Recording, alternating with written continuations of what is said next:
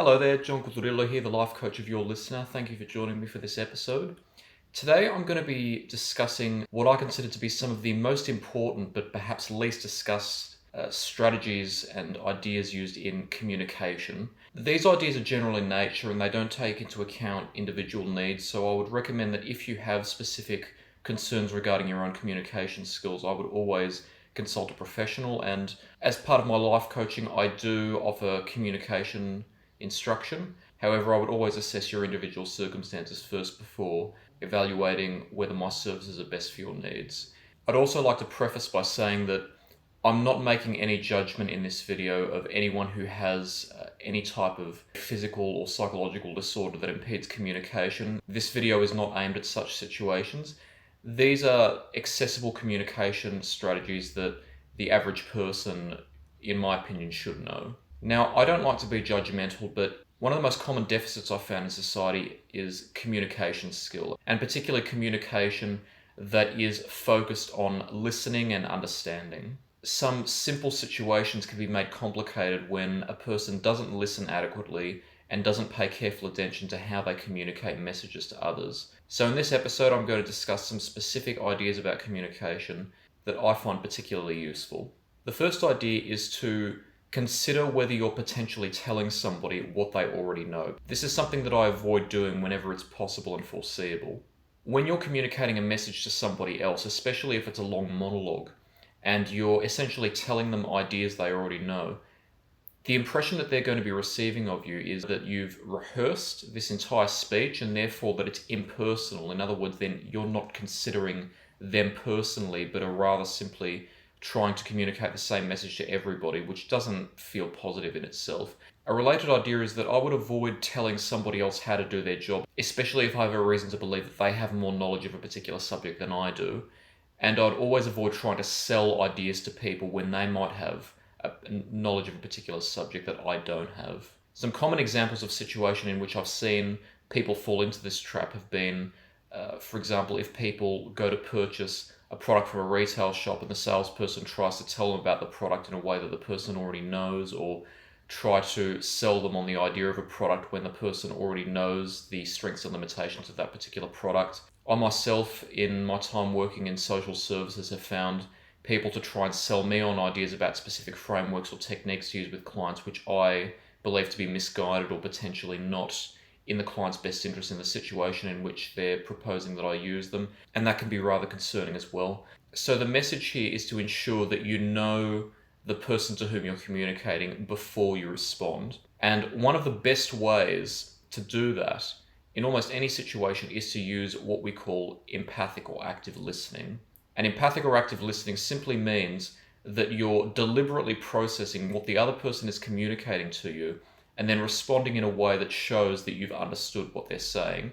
And if you haven't understood something, part of active listening is to ask questions, and ask questions that show that you're recognizing that there are aspects of their message that you don't understand or that you may not know, and showing them that you're interested in knowing the facts before you respond. Now, I even use this technique with my own clients. For example, if a client is describing a problem that they have, I might want to check first what knowledge they already have of that problem or what they may have already been taught about it before I proceed to introducing ideas to them. So for example, I might respond by asking, have you heard of this particular explanation of the problem? Or has anyone ever explained to you this aspect of how our minds work? And by doing that, I'm showing them that I'm interested in tailoring my communication to them so that I'm not wasting their time and they get the most from our interaction that they possibly can. The next idea is to use signposting when having to convey a large volume of information to somebody. Usually this is relevant in spoken communication. For example, if I phone somebody and have to have a long conversation about a particular matter, I might start by introducing myself and then saying, I have this particular matter that I'd like to discuss with you, and these are the aspects that I'd like to discuss in brief. Do you have time for me to discuss this with you? As another example, if I'm with a client and they'd like education on a particular idea or a particular aspect of how the mind works, I might say to them, after establishing how much they already know, I'll explain this aspect of the idea to you and then I'll ask your thoughts. Now, In those instances, again, you're showing the other person that you are self-aware, that you know that you need to produce a long message, and that you value their time, you're conscious of how they may perceive it, and you're doing what you can to consider their needs. The next idea is to listen to and respond to the spirit of what somebody says, rather than taking what they may say too literally or taking your own tangent when responding. This is often the case when answering questions, that if somebody asked a question that's difficult to answer, or that they may have used a particular term in an inaccurate sense, the person responding, especially if they have a lot of knowledge on a particular topic, may simply reject a large portion of the question or most of the question based on the fact that only one part was inaccurate, or launch into a long monologue that addresses each of the individual parts of the question, but which, when explained individually, don't really answer the intention of why that person asked the question. Again, when we do this, what we're telling the other person is, I'm not considering your communication needs, I'm simply doing what I think is correct. Now, there are numerous examples of this, and I'm going to use one particular example that I've encountered to explain this idea. Somebody once asked me, John, can you explain why autistic people behave badly? A bad answer to this, not because it's necessarily wrong in and of itself, but because it doesn't meet the communicative needs of that situation, is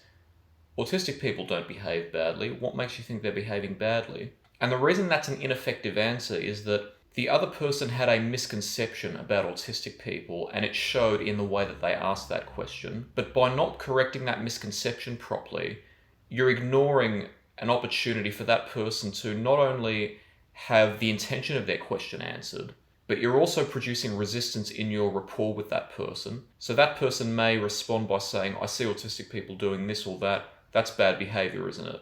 If I was to continue following that pattern of answering, I would simply be providing answers that don't produce information for them, which was their intention in the first place, to obtain information. This would be an effective answer. If somebody asks, John, why do autistic people behave badly? My immediate response would be, what do you mean by behaving badly? Now, by immediately saying that, I haven't ignored the intention of their question, but what I have done is acknowledge that they asked a question, that they want information, and that I'm considering their communicative needs in wanting to provide more information to them. So if they were to answer that question by saying, well, I've seen autistic people engaging in fits of screaming or having meltdowns, as they call them, I would then respond to that by saying, so you believe that by acting in a manner that's distressing for themselves and other people that they're behaving badly? Now, once the person acknowledges that that's what they meant, I would say, okay, the meltdowns in question are actually instances of anxiety, and I can explain in simplex why an autistic person might experience that anxiety. But it's important to know it's not bad behavior, and then I would signpost. An autistic person might experience anxiety for these reasons, but it's not bad behavior for these reasons. By doing that, I've showed the person, I recognize the intention of your question. You wanted to know why an autistic person might experience anxiety. But not only have I provided you information that answers your question, I've also corrected your understanding. The next idea is to ensure that when you're answering a question, you've also understood what the meaning of the question is, because sometimes the meaning of questions can be quite easy to miss. An example of this would be, let's imagine that person A and person B are conversing. Now, both of these people are employed by a particular private organization, and they're involved in delivering services under a particular welfare scheme. Now, person B is proposing a new program, and person A wants to know whether or not that program is likely to provide the benefits to the people receiving welfare that the designers of the program state that it will. So person A asks person B, what's the evidence to support this particular program? And person B responds by saying, well, the bodies funding our services want to know if they can justify continue funding our services. Now, person B has completely missed the purpose of the question asked by person A here. Person A wanted to know, how do we know that this program will do for the beneficiaries what it is claimed to? Person B somehow interpreted that as meaning that the person wanted to know why we were instituting the program in the first place. Another easy mistake might be answering a question at a broad conceptual level rather than at a specific level. So as an example, If somebody asked me, John, how do heuristics operate in media articles? An ineffective answer might be, heuristics are just mental shortcuts. The person asked how heuristics, which are mental shortcuts, specifically operate in the media, but I'd simply defined heuristics.